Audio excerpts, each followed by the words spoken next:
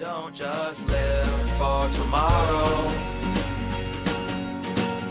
or just live in yesterday. Just be glad for all you have that's in today. And though you've come through many obstacles. Hey everyone, Connie here, and welcome to my blind reaction to Cujo. This is a donation reward for Venom0027. And this is a movie I've heard of a lot. And I feel like I know at least to a degree what it's about. I believe it's about a very dangerous dog, like a killer dog. I don't know what kind of dog it is, and I don't know why the dog is so dangerous and vicious and killer, but I've heard this like mentioned, and I've even seen some parodies here and there referencing it. And I think, and don't quote me on this, obviously I'll see in the movie, it'll probably say if it is, but I think this is also based on what was I about to say? A Stephen King story. Again, I don't know that for sure, because I don't know all of Stephen King's works, but I think it is. And if so, there will probably be something more to this than just being a vicious dog. Also, it'll probably be in Maine. Just knowing Stephen King. But yeah, with that pretty much being all I know about this, other than the movie came out in the 80s, I don't know who's in this. I don't know like the specifics about the film. So I'm definitely kind of interested to see what this is, because I've heard about it for so long, pretty much all of my life. I've heard people reference this film. So I'm definitely wondering what it's going to be like. Now, the thing with dogs here is there are some people who like to push this idea about dogs, especially about certain breeds of dogs, being more naturally vicious and dangerous than others. And it's very, very much a thing, especially with pit bulls. A lot of people like to push this idea that pit bulls are exceptionally more dangerous and vicious in a natural state than other dog breeds. And I'm just here to clear this up. That is absolute fucking bullshit. Pit bulls are no less or are no more dangerous than any other breed of dog. The danger for any dog is in how it's raised and its influences. A dog is not naturally vicious. And you might say, like, oh, but what if a dog is in the wild and everything? It's like, okay, so that's what its influence is. It's in the wild. It has to hunt for its food and shit. If it's hungry, especially, it's going to be vicious to try and get its food. It has influences, not from an owner, but from the world around it and the circumstances in which it lives. My point is still proven. The natural state of an animal, in terms of that kind of thing, is neutral.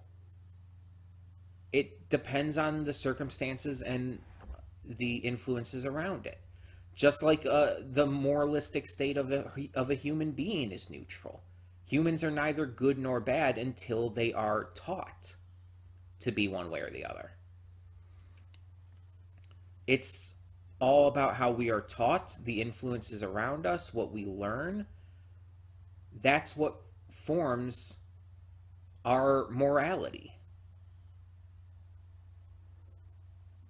And yeah, there are some things that are just obviously good and bad, but in terms of how we perceive it and how we act upon it, I mean. And it's the same thing with dogs. Dogs are not naturally vicious. They are not naturally good or bad. It depends on how they are raised and the circumstances around them. And so I hope that this movie doesn't try to like push that kind of idea that certain breeds of dogs are naturally more aggressive. Again, I don't know what breed Cujo is, so I can't say like what it's trying to say.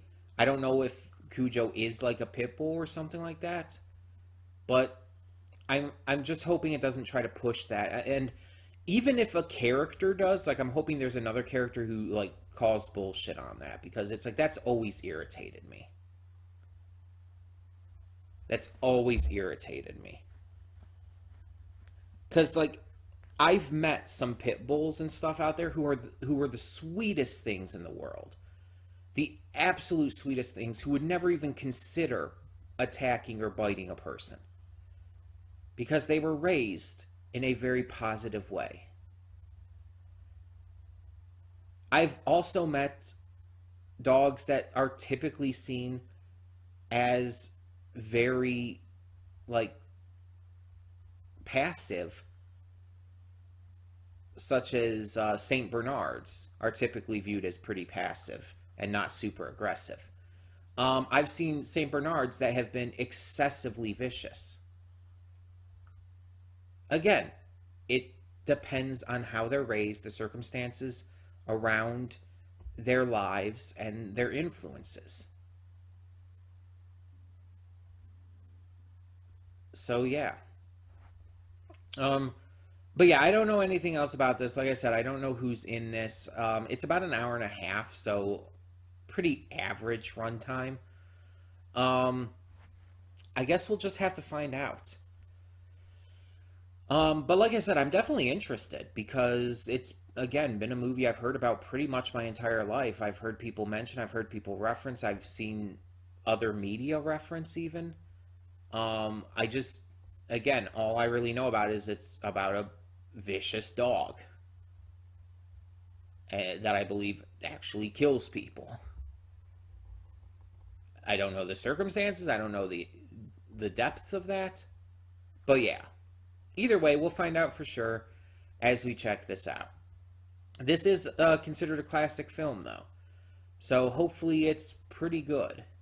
A lot of people do look upon this movie fondly, so we'll see. I'll form my own opinions, as always. But let's get this going. So when the screen fades to black, pause this redirect and go to the description below. Follow the link to the reaction, and after you watch it, come back here to the redirect and resume play. Because after it fades to black and then it fades back in, everything from that point forward will be my afterthoughts and will contain spoilers to the movie. So, that being said, thank you so much for tuning in, and I will see you at the reaction. And we are back, and we'll begin with spoilers in 3, 2, 1, now. Story time. Ever since I was young, I don't remember exactly how old, but ever since I was young, I would occasionally have a recurring nightmare. I don't know like when it started exactly. I don't know why I have had that nightmare. I don't know where it came from, but it is eerily similar to this, like scarily so, to the point where like this movie was stressing me out majorly because of it. In the nightmare, I am trapped alone, mind you, as a kid in a car that is surrounded by a pack of hungry, ravenous wolves trying to get in and trying to get me. And it's been a thing for as long as I can think of. And again, it's recurring, but it's just kind of like sporadic whenever I would have that nightmare. I don't know if like people say there's like dreams and nightmares have like meaning behind them, and I've never understood like what could be the meaning of that, because there's no consistency to it at all, to when I'm going to have the nightmare or anything. It just randomly happens every now and again. And it's one of the few nightmares slash dreams I've ever had in my life that is so actively vivid that I can remember it very strongly. And it is also one of the scariest nightmares I have ever had, if not the scariest, because of its semi-consistency and just the fact that I've had it so long throughout my life. And it's not like it's a situation where, like, oh, it was based on seeing this movie or anything, because I've never seen this movie before. And it's like, I don't know if maybe I've heard of what happens in this movie when I was young, and it's just like that reached into my head and created this nightmare. I don't know. But it's like, I don't remember ever hearing about this, like, outside of, again, just the most basic synopsis about it being about a killer dog. I didn't even know the rabies part. Like, that I didn't even know that. But watching this movie and watching this mother and son trapped in this car for so long, being, pun intended, hounded by this rabid killer dog who had already at that point killed 2 different people, gave me extreme anxiety. Like, because of the connection with the nightmare that I've had most of my life, I was extremely anxious, extremely scared, and just, I was on edge the entire time. The movie itself is fine. Like, I don't think it's like the best horror movie or anything. I don't think it's like the worst. It's just fine. And apparently, from what I read, I looked up something between the reaction in this, and apparently the film received like mixed reactions upon release. Let me see here. Yeah, mixed reviews and modest box office receipts during its theatrical release, but has gathered a cult following in the years since. And I can see why. Because it's like, I don't know, like, what exactly the reasons and everything and all, but it's pretty, for me at least, obvious why this would be so scary. Not only just the connections with my dream, but also the situation. They're trapped in a car with very little air because they have to keep the windows mostly up, and it's hot out. So the car is trapping in all that heat, causing them major issues.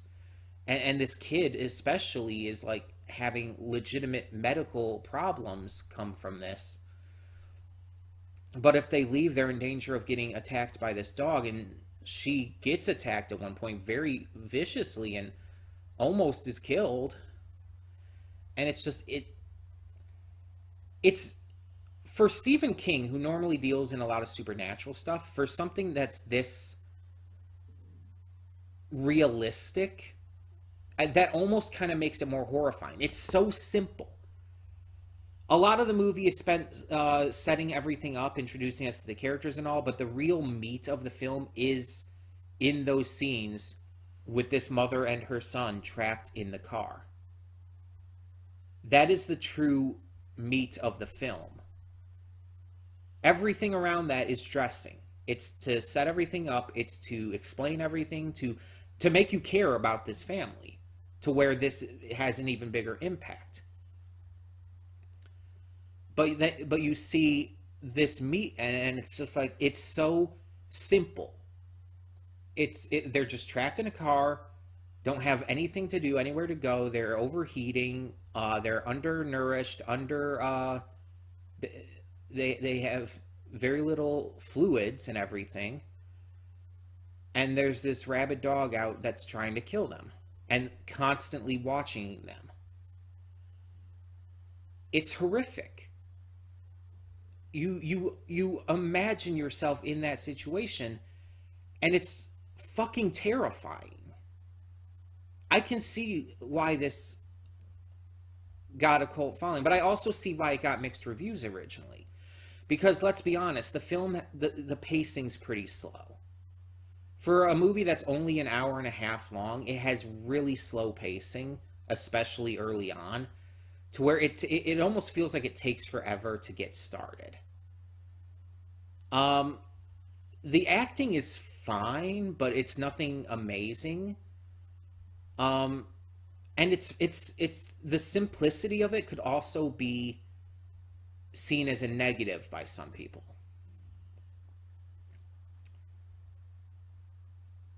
But then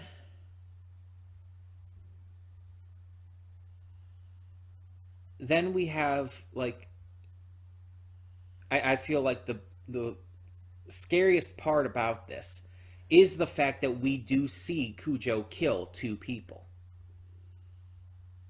If we didn't see that, it wouldn't be as scary, but actively seeing that Cujo killed two people is what creates the fear more than anything. Like there would still be fear otherwise, but that is what really makes it genuinely terrifying. And I think it's extremely well done in that regard. Now, this movie, I also found out, was produced by Robert Singer, who was the executive producer, director, and occasional writer on Supernatural, who the character of Bobby Singer, one of the major characters from the series, is named after, and who is also the namesake for the character in The Boys, who is also played by the same guy who plays Bobby Singer in Supernatural. But in The Boys, he's Robert Singer. He's a politician. But yeah, I just think that's interesting that this was produced by Robert Singer. I can't say I necessarily saw the influence there, like any connection with like Supernatural at all. But it's like I just find that really interesting. That there is someone who worked on this film that I very actively know. But yeah, I think that I can't view this film without the lens of my personal experience with the nightmare and everything. Because that entirely shaped my experience with this movie. I was very much on edge. I was afraid. I was freaking out. I was having legitimate labored breathing. Every muscle in my body was clenching up because of that connection. I cannot speak to how this film could be viewed outside of that because I have a specific perspective. So my perspective is going to be different on a lot of people's, and my view on this film might be different. My view is that it's not a perfect film. It has its issues. It has its pacing issues, especially. But I think that this film, as a horror film, because it is obviously meant to be a horror film in its presentation, in the way it's written and everything, and the fact, it's Stephen fucking King. As a horror film, I truly believe that the first job of any movie that calls itself a horror movie, the first job that it has to do is that it has to either be scary or it has to at least be like comically not scary. Like that's the point of the film. Like Cabin in the Woods. Cabin in the Woods isn't scary, but it's a satire, and it's not meant to be scary. It's meant to be poking fun at the tropes of horror films, especially slasher films and supernatural horror films and all. Cabin in the Woods, by the way, is phenomenal. I don't know if I've ever talked about that on the channel, or at least talked about it much, but it's a phenomenal film. But yeah, most horror movies you want to be scary.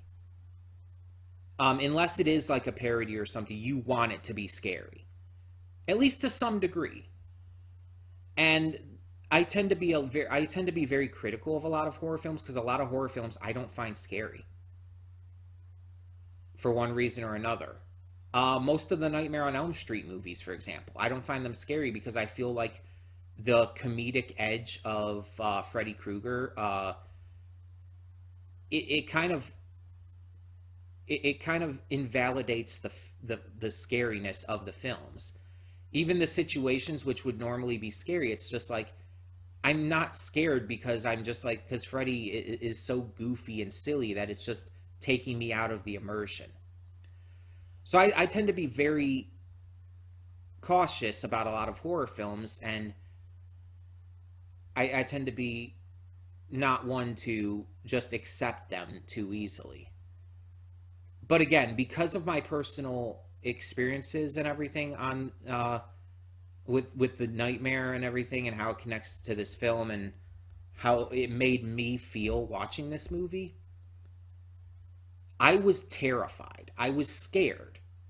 This was scary to me. Even if I have a specific reason for that, a specific biased reason for that, that's still the case. And in my eyes, I still consider this a successful horror movie because of that. For me, at least. And I mean, hey, you could say I was invested because I was on the edge of my seat like for a good portion of it. And even the parts before that, even the parts focusing on the family, like I was interested in the family. I was kind of interested to see what would happen. Some things were not really quite answered entirely in the end. Like what happens with the father and his feelings towards like what happened with the affair and everything. How much of this entire situation is he told about right away, or does he find that out later, or whatnot? So there's a lot of questions. I mean, we can tell like everyone survives, all of our main characters survive, and all of that, but it's like there's just some questions I feel like weren't entirely wrapped up. But it's not that big of a deal. Any negatives that this film has don't ruin it for me. They just keep it from being like anything phenomenal. It's still a great film, still really genuinely scary for me, and I was invested. And again, part of that is just because of my personal experiences and my personal connections there, but that's fine. That makes my viewing experience unique. And there's nothing wrong with that. But it's like, yeah, it's just, I was really, really on edge there. Um, it's a good thing I took a minute or two between recording and these afterthoughts to just breathe, because my breathing was really labored by the end there. Like I was not doing too well with that. Um, like I knew Cujo wasn't gonna be dead there and was gonna jump in and attack them while they were in the house. I knew that was gonna happen. And it's like, oh my god, it just like ramped up my anxiety so fucking bad when it did happen though. It's like, but she had the gun, and it's like I figured she would be safe, but still, it's just like, just. And when the kid wasn't waking up, it's like I figured he was going to. I figured it was all going to end well there, but for a moment there, I was actually getting really worried. Like he wasn't responding at all, and it's just like, again, kids being put in dangerous situations or kids being killed in certain horror movies or stuff. That shit fucks me up. Like I am not comfortable with seeing that at all. But I mean, it kind of makes for good horror in that regard for me. Um, it's just it bothers me a lot to see kids in danger or get hurt or killed or whatnot. So yeah, that was an experience. Thank you, Venom, for suggesting this. This was by no means the best Stephen King film. Um, it's not The Mist or anything. But I wouldn't call it the worst either. I wouldn't put it on the level of the It remakes, which are terrible. Which I know I'm one of the few people who say that, but still. Um, I wouldn't put it on that kind of level. Um, but it makes me wonder. It's like, how many other Stephen King films out there have I just never seen? And how many of them are actually not really that supernatural? According to this was released 4 months before Christine, which is another Stephen King film, and apparently was directed by John Carpenter, according to this, which that's fascinating. Uh, John Carpenter from Halloween and The Thing fame, two very good horror films that I love. So that's interesting. I just found that out right now. I did not know that he did Christine. I've heard of Christine, very vaguely. Like I know less about it than this, but yeah. And I just want to check something here real quick. Okay, so apparently Cujo was played by four separate Saint Bernards. There were also mechanical dogs used, and a black Labrador Great Dane mix in a Saint Bernard costume.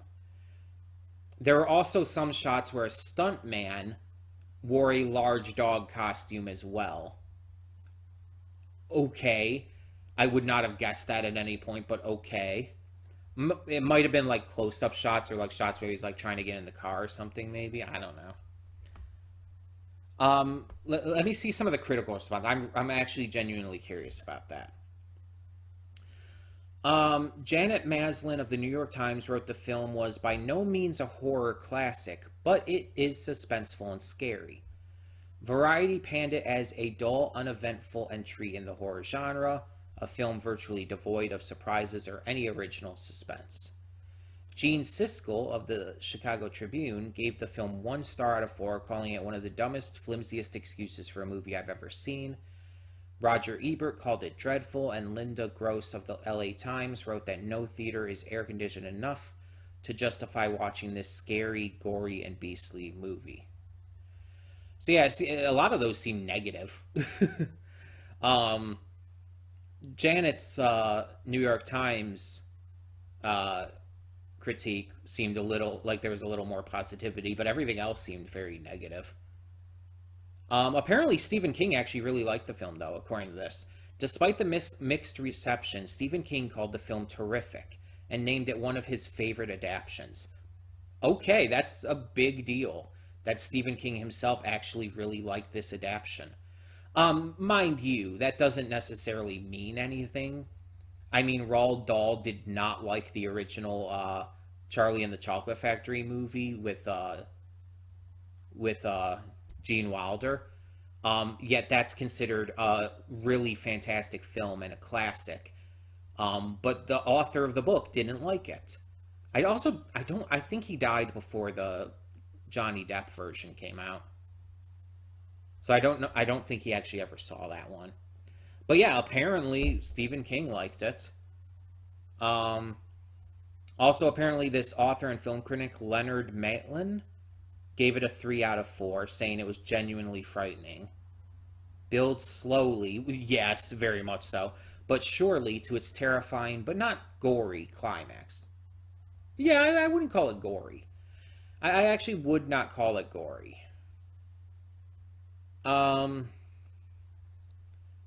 Apparently the film changed the ending as well. That's interesting. I wonder what the original ending is. Let me see if I'm actually really curious now. Let me see if I can find out. Here's the novel page. Okay, let's find out what happened in the end of the novel. Vic returns after her failed attempts to contact. Yeah.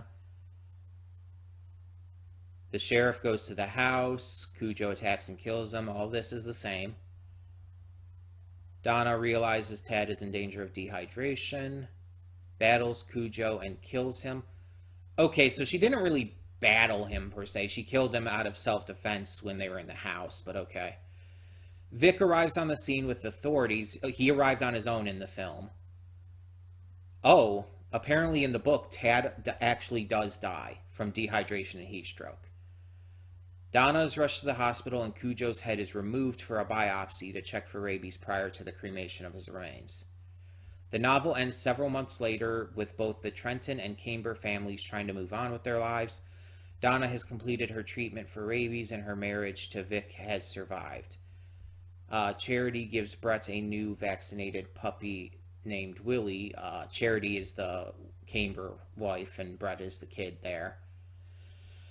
A postscript says that the hole Cujo chased the rabbit into was never discovered. It also reminds the reader that Cujo was a good dog who always tried to keep his owners happy, but the ravage of rabies drove him to violence. Okay, so the book, actually, apparently Stephen King wrote in the book that Cujo was a good dog and that it was the rabies that did this. Which, good. I like that. I'm so glad that Stephen King added that in. Apparently quite a very different ending. Apparently in the book, Tad does die. And Donna is rushed, and it does show a lot more afterwards. I wonder why they did change that. But yeah. Okay, so there were some notable differences there. At the end, at least. I didn't read all the rest of it, but that's interesting. But I'm also glad that Tad didn't die in the movie because I would have not been well afterwards if that happened. I probably would have had a little bit of a breakdown at least. So I'm glad he survived. I'm glad they changed it, even if not everybody apparently is. But yeah, I did enjoy this. It wasn't the best. The pacing was too slow for a lot of it. But once it really did get going, it did get going. And again, even if it's just due to my personal reasons and everything, I did find this film really genuinely terrifying, and I was at the edge of my seat and just really anxious for a good portion of it. To the point where I was like practically freaking out. Probably made for a fun reaction, though. I hope you guys enjoyed that. I hope you enjoyed my fear. Feast on my fear. Oh, I hate it. But at least I can make jokes about it. At least I'm in a position where I can make jokes about it. That's good at least. But yeah, I really do hope you enjoyed this though. And I'd like to hear your thoughts. Tell me what you thought of Cujo down in the comments below. And for now, I'm Connie and I'm signing off. See y'all next time.